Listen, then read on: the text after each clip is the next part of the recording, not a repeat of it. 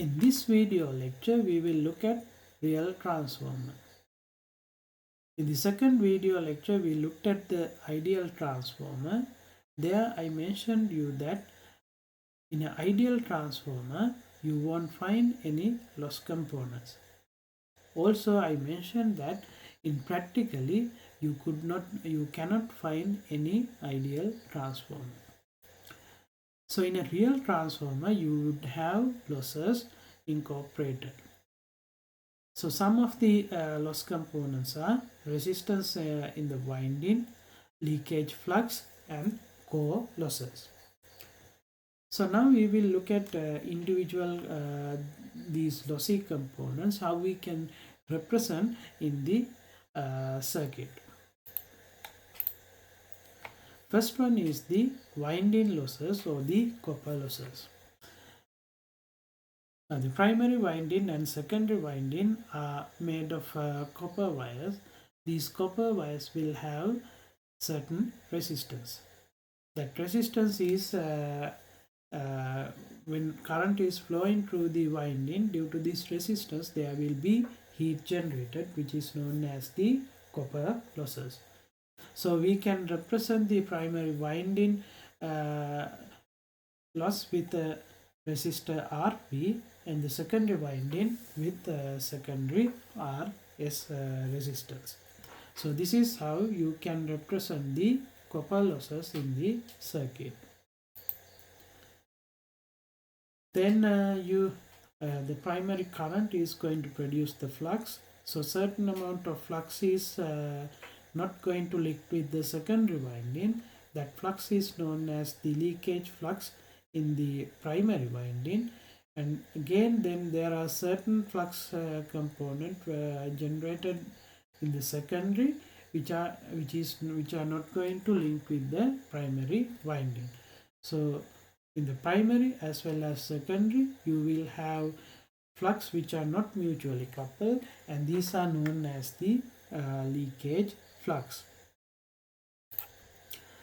These leakage flux are going to represent by inductive component in the primary and secondary respectively. So LP is going to represent the primary leakage flux, and LS is going to represent the leakage flux in the secondary.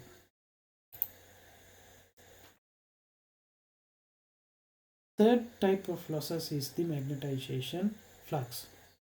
So when the secondary is open circuit, there will be current flowing through the primary winding. So this current is known as the magnetization current, and it is going to be lagging the supply voltage by 90 degrees. So we can represent this magnetization fluctuation component with a inductive element which would be parallel to the supply voltage. So you have the 90 degrees lagging angle to the current. Then when it comes to the practical core, there would be losses due to eddy current and hysteresis losses. So those losses can be represented by RC resistance, which is again presented in parallel with the supply voltage. So now you have these three lossy components, and you can combine all of these loss components to the transformer equivalent circuit. So here you have the primary winding loss components, resistance, and the leakage flux representation. In the secondary winding, you have the leakage flux representation and the resistance. This is the branch which is going to represent the magnetization current and the hysteresis and eddy current loss representation. So here you have a ideal transformer. Now using the impedance transferring technique, you could transfer the parameters in the secondary side to the primary side, as well as the primary parameters to the secondary side. So if you transfer the parameters to the primary side, you would have J n squared xs, n squared rs, that that is the impedance values, and the current would be IST over N. The voltage is N times Vs. Then similarly, you could transfer the primary parameters to the secondary. So when you do that, the voltage would be Vp over N and current would be N times Ip. The impedances would be all the impedance in the primary side would be divided by N squared term. So those are the two equivalent circuits that you can find when you transfer all the parameters to the primary side and the secondary side.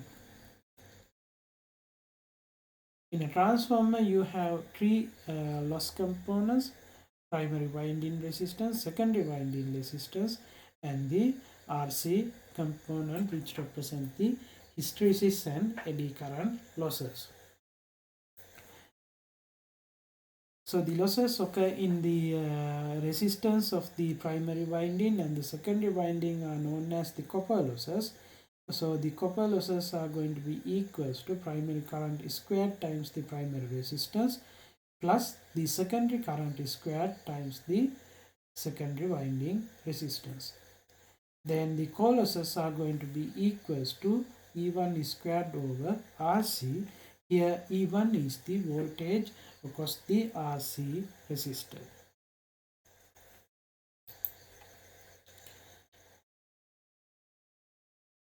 You could find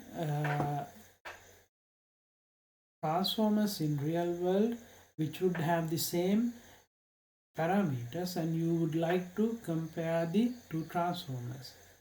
So in order to compare two transformers, we use two performance indicators. They are the voltage regulation and efficiency.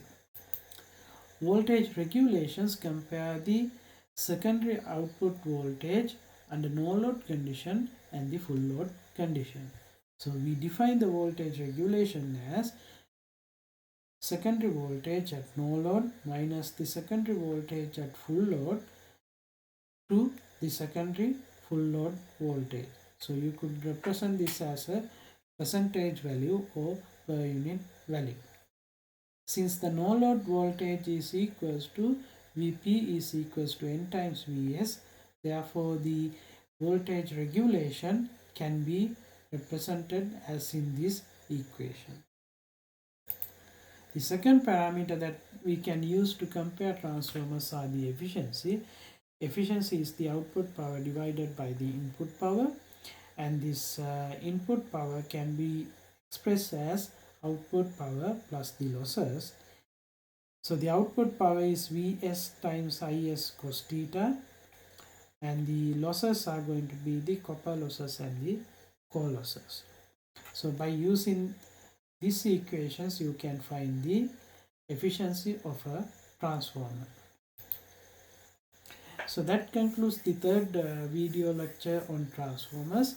In this video lecture, we looked at the real transformer.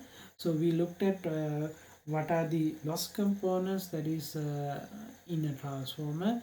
So we looked at the winding resistance, leakage flux representation, magnetization flux representation, hysteresis and eddy current loss representation. So then we combine all these loss components together and came up with a single equivalent circuit for the transformer. After that, using the impedance transformation theory, we transferred all the parameters to the primary side and to the secondary side. Finally, we looked at how we can compare two transformers. One method is the voltage regulation, and the second method is the efficiency. So with that, I will conclude the second video lecture. Thank you.